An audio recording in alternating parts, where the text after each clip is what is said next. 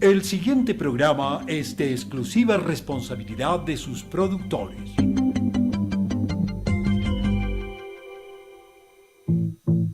Programa de clasificación A. Apto para todo público. Contenido F. Formativos, educativos y culturales.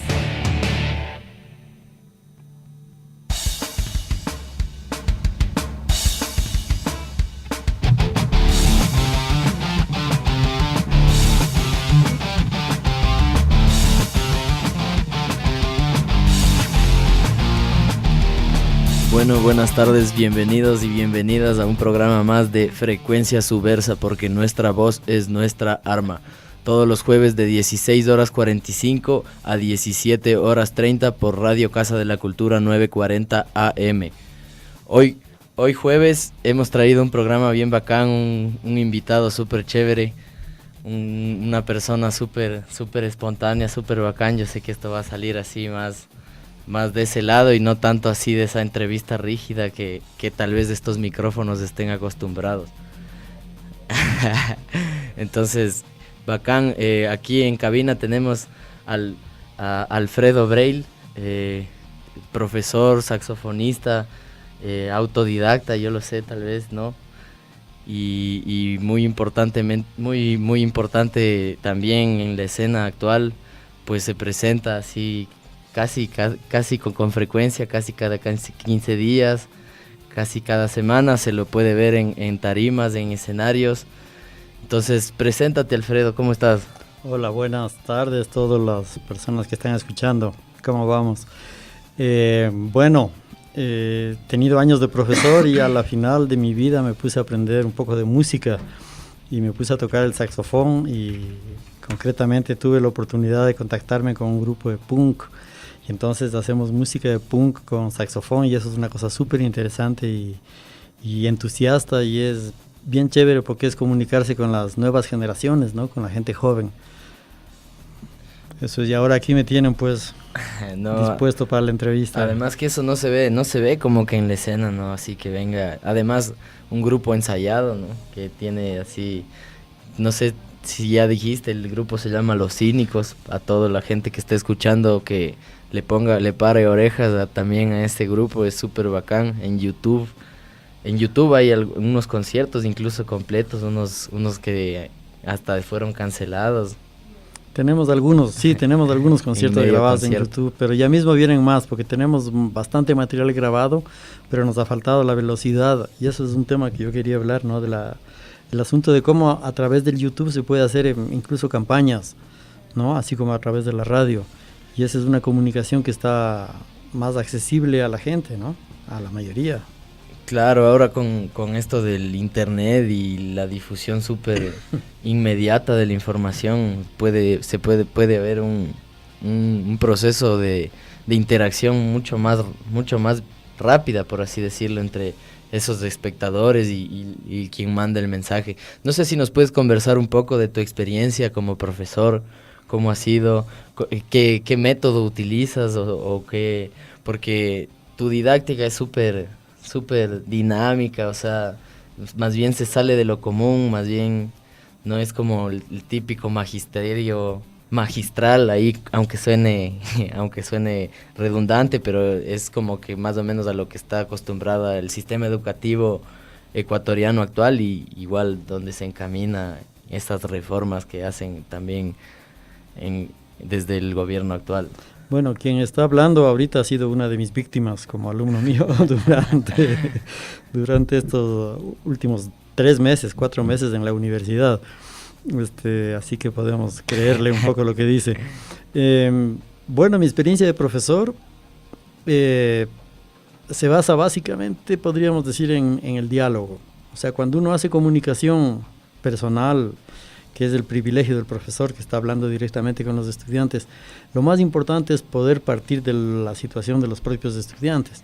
Entonces, eso se supone que uno debe tener conocimiento a través del diálogo, a través de la comunicación, a través de la empatía, a través de saber qué está pasando con la gente joven, comenzando con que yo tengo hijos jóvenes, pues, ¿no? Y por ahí está ya, aunque no quiera, mi fuente de información.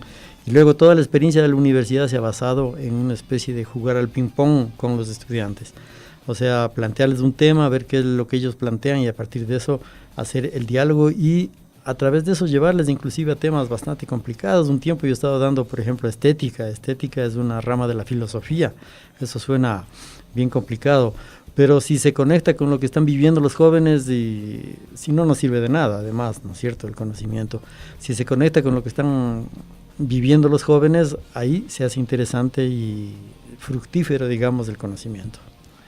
Claro, y que pueda haber como que ese proceso de interlocución es súper importante y tal vez ese es como que uno de los beneficios que tú también nos conversabas, que es de esto del YouTube. Así igual dentro del programa hemos tenido así como unas aproximaciones a lo que ha sido el documental comunitario y todo lo que es la producción audiovisual, así que puede ser autónoma e independiente y que no responde a intereses así de auspicios o beneficios o fines lucrativos. O sea, no sé qué nos puedes conversar igual por tu experiencia que has tenido también dentro del mundo del cine ecuatoriano, porque también has estado también un poco en este perfil, ¿no es cierto?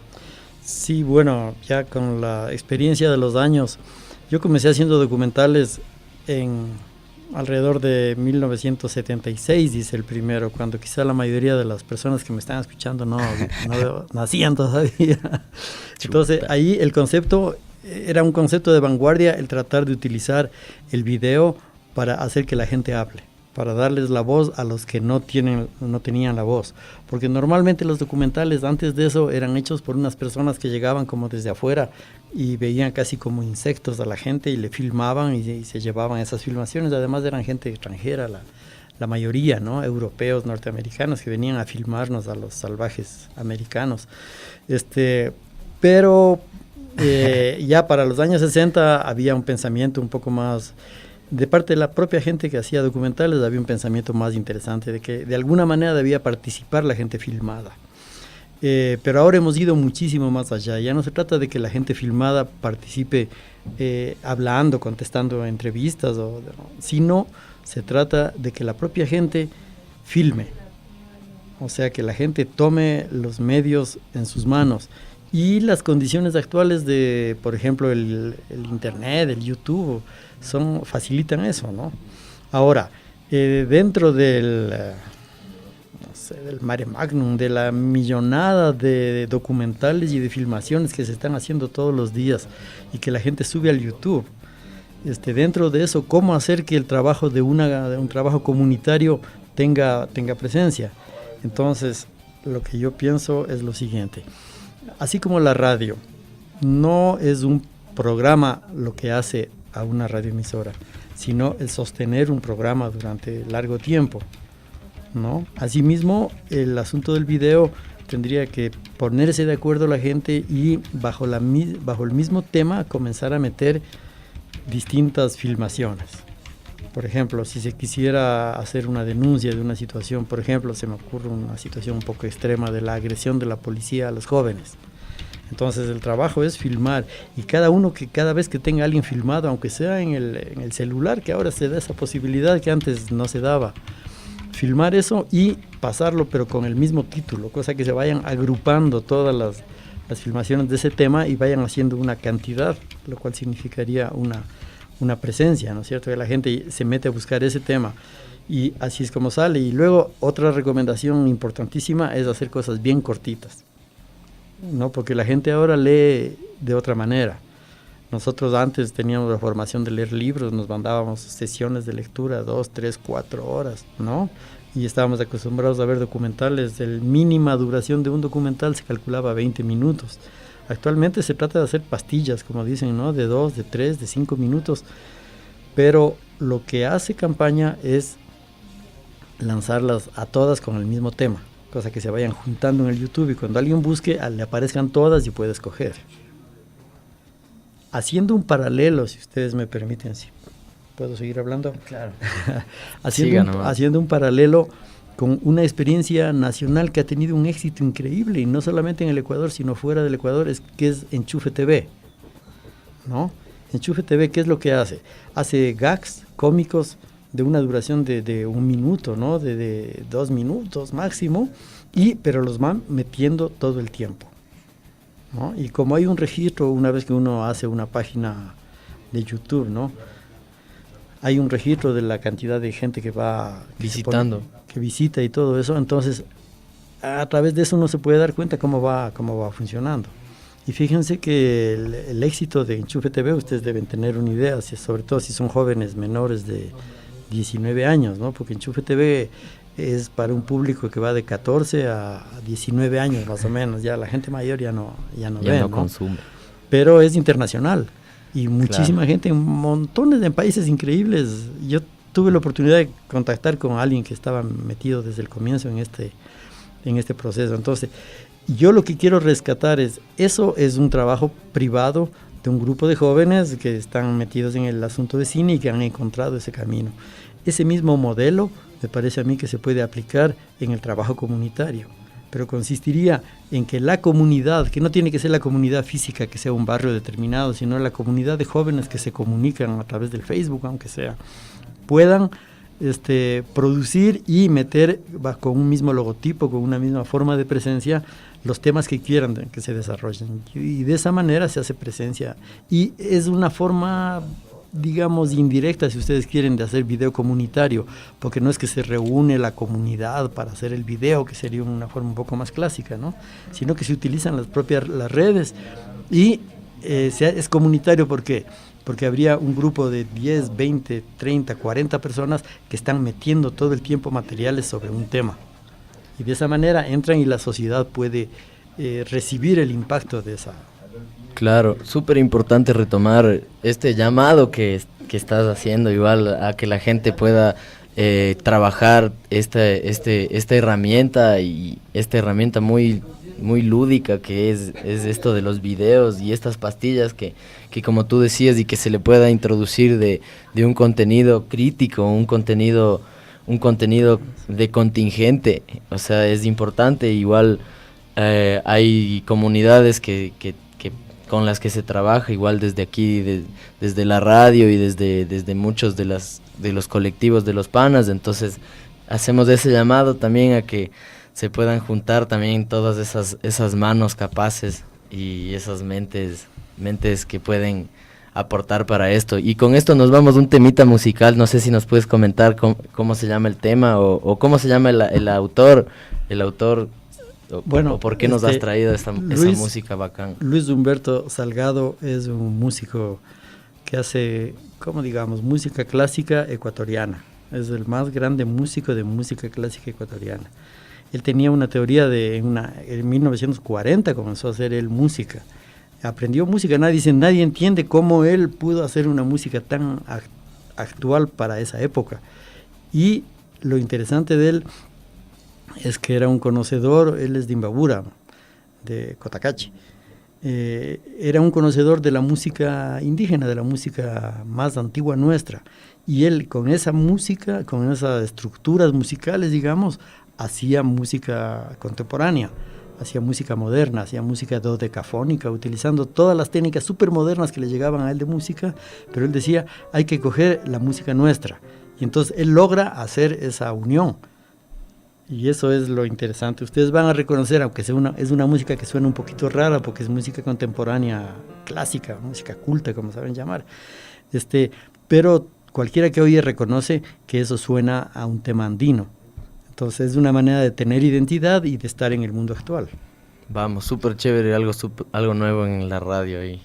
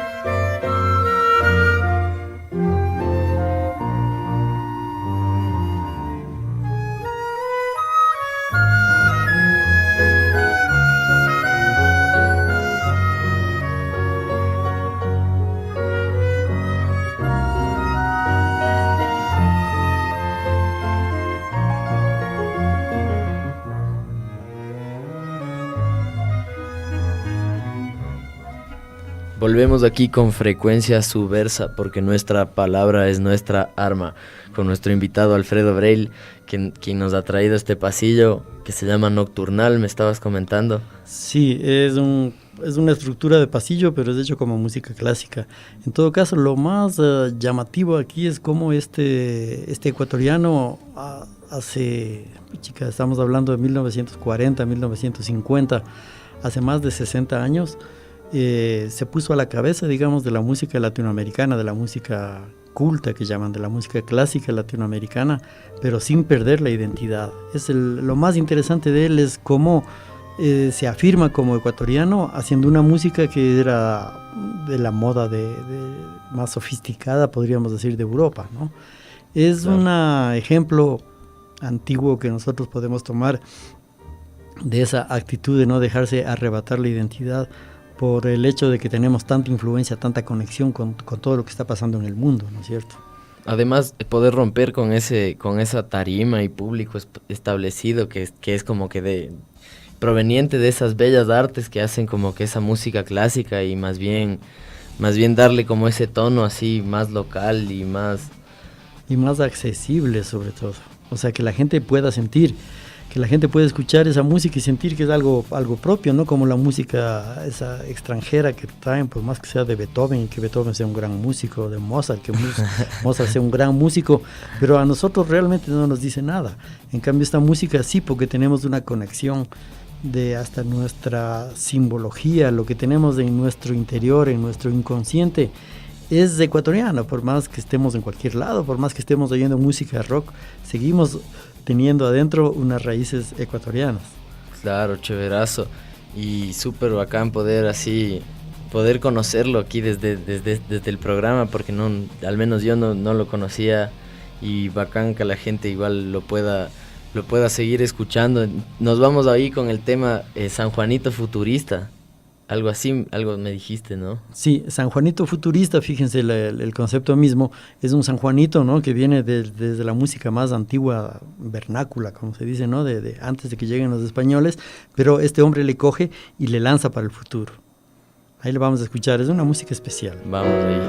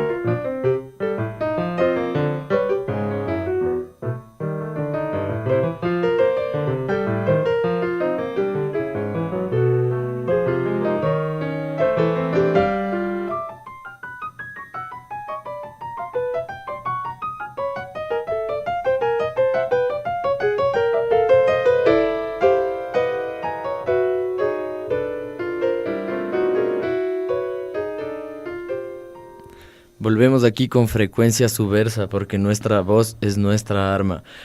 Estábamos escuchando el San Juanito Futurista, súper chévere ese concepto que nos ha traído Alfredo Breil, el invitado del día de hoy. Súper bacán, igual él nos quería conversar un poco sobre el tema mismo de que hablábamos de lograr hacer converger, o que logren llegar a estar en un mismo lugar estos dos tipos de ideas que podrían ser incluso contrapuestas, se podría decir. Entonces, uno de los temas de Cínicos es uno de los, o sea, nos quiere conversar un poquito, igual quisiéramos que nos comentes. Uno yo lo he escuchado, es de Ratas del Machángara, que es una adaptación de una de las bandas del País Vasco que se llama Escorbuto, y en donde se apropian el tema y en el tema se escucha así como un relato trazado como por la ciudad, y los nombres que se escuchan en la canción son apropiados para darlos un tinte más local, desde el Machángara a la Tola, así como muy para que se siente identificada la gente de aquí. Entonces no sé si nos puedes comentar. O sea, ese es un ejemplo bastante interesante que nos resultó, digamos, de nuestro trabajo y de nuestros ensayos, de poder unir una cuestión nuestra, absolutamente nuestra, con una cuestión internacional. Entonces cogimos una letra de Escorbuto, como bien nos dice aquí el compañero, y le hicimos una adaptación, primero cambiándole totalmente la letra y luego inclusive la música. Y para finalizar, o sea, para hacerle más propia nuestra, le metimos, aprovechando el saxo, un ritmo de San Juanito.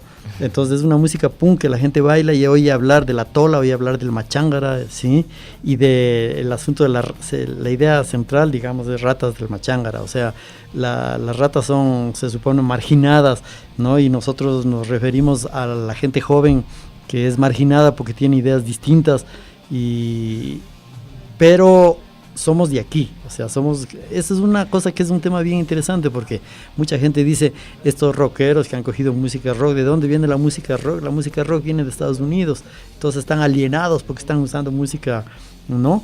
Pero ahorita nos encontramos con que cogemos de esas estructuras musicales que son las que nos gusta porque hemos crecido con eso, pero le damos un contenido fuerte, un contenido nacional. Otra canción que tenemos nosotros, por ejemplo, se llama Madre España y comienza tocando un ritmo medio español y termina tocando un San Juanito, ¿no? Donde se hace un recorrido por la historia, digamos así, muy rápidamente, ¿no? Dentro del movimiento del ritmo punk y con letras fuertes y todo, planteando qué es lo que nos trajeron los españoles y cómo también nos trajeron las enfermedades y nos trajeron la pobreza y nos trajeron las desigualdades, ¿no? Y terminamos con un sentido de reafirmación de lo nuestro, que es el ritmo del San Juan, porque toda la gente escucha la música nacional y se siente identificado. Y la conexión que tiene esa música también es con un elemento musical ecuatoriano que es bien importante, que es la banda. La banda de pueblo es un sonido que nosotros escuchamos e inmediatamente preguntamos, ¿dónde es la fiesta?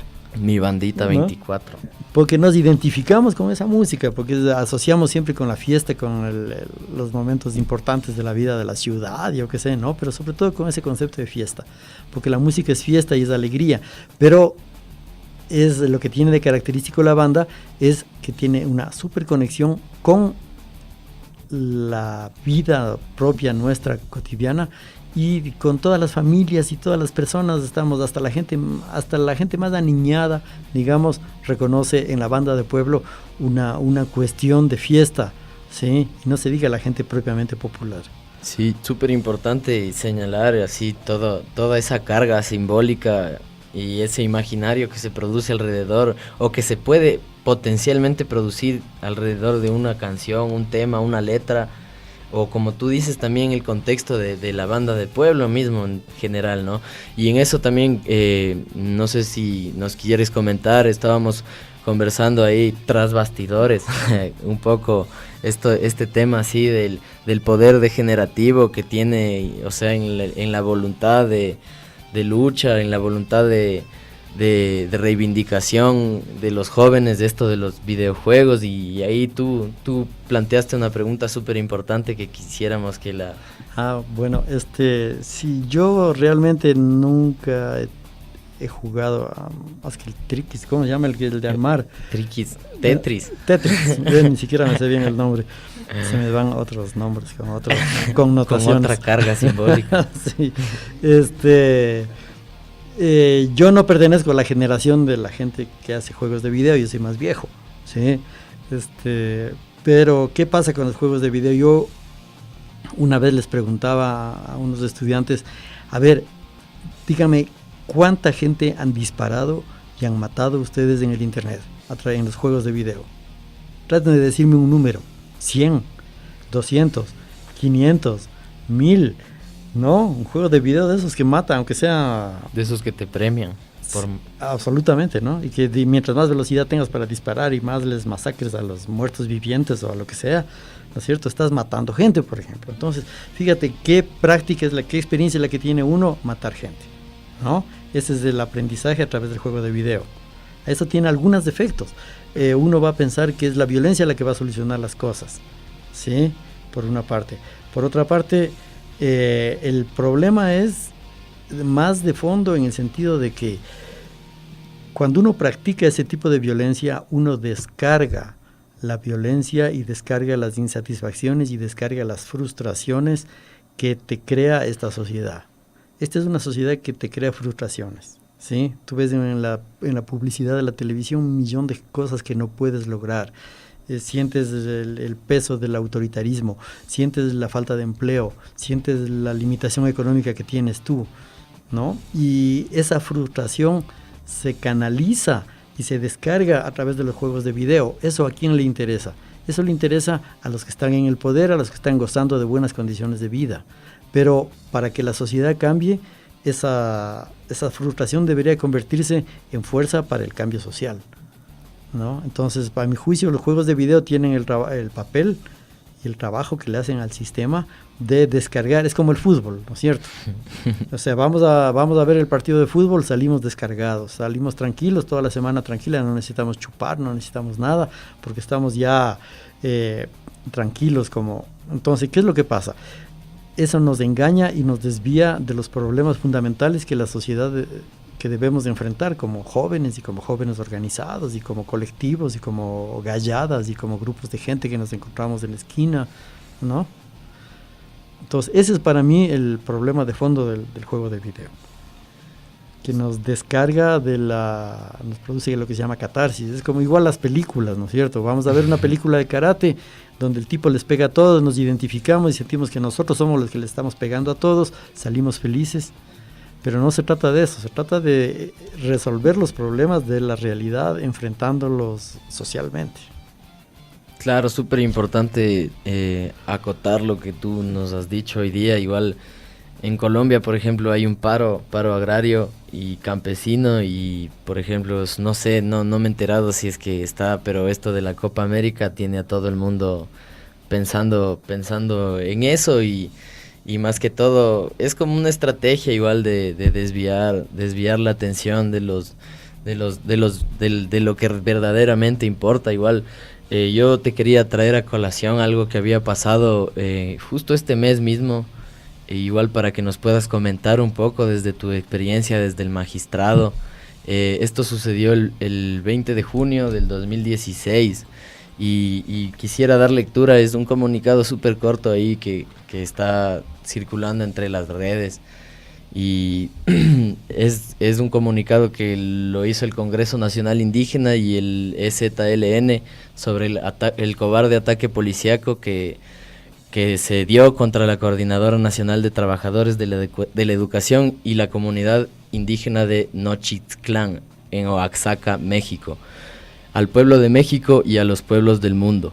Frente al cobarde ataque represivo que sufrieron los maestros, maestras y la comunidad de Nochixtlán en Oaxaca, con que el Estado mexicano nos recuerda que esto es una guerra contra todos y todas, los pueblos, naciones y tribus que integramos el Congreso Nacional Indígena y el Ejército de Zapatista de Liberación Nacional, le decimos al magisterio digno que no está solo, que sabemos que la razón y la verdad están de su lado, que la dignidad colectiva con la que habla su resistencia es inquebrantable y esa es la principal arma debajo de los que de abajo somos. Repudiamos la escalada represiva con la que pretenden imponer en todo el país la reforma neoliberal capitalista, la que llaman educativa, principalmente en los estados Oaxaca, Chiapas, Guerrero y Michoacán, con amenazas, persecuciones, golpes, encarcelamientos injustos y ahora asesinatos. Se quiere doblegar la dignidad del magisterio en rebeldía. Llamamos a nuestros pueblos y a la sociedad civil en general a estar con el magisterio que resiste en todo momento, a reconocernos en él, pues la violencia para despojarlas de garantías laborales básicas con el propósito de hacer privada la educación es un reflejo de la violencia con la que nos están despojando a los pueblos originarios, a los pueblos campesinos y urbanos.